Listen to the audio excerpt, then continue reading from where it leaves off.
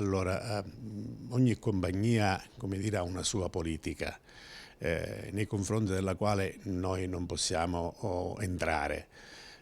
Anche noi, come dire, subiamo le conseguenze dei costi alti dei biglietti aerei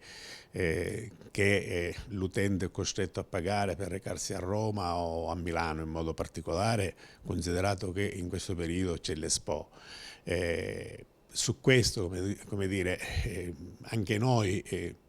non ci piace questo tipo di politica, perché penalizza non solo il cittadino siciliano,